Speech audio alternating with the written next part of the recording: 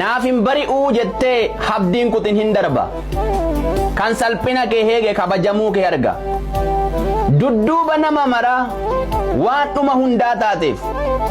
amma bira geessutti hin gatin kaayyoo baateef abdii kutachuu dhiisi amani galma ga'u garaa kee gaarii godhi qulqulluun homaan ta'u warra sitti wacaniif in ergisiin gurra kee oduu dudduubaa dhiisi hilaalladhu dura kee eeyyee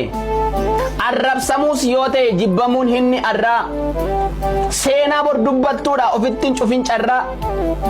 naaf hin bari'uu jettee abdiin kutin hundarraa gatiin warra qajeelaa kaffaltiinsaa waaqarra isa si jibbeen jibbiin jaalalaaf bakka laadhu borii keetu guddaadha bakkumarraa jiraadhu gadi qabamuu narraa gaaf tokko si milkeessa ofi olittiin tilmaamii waan biyya lafaa keessa abbaan kaayyoo warqeedha qorame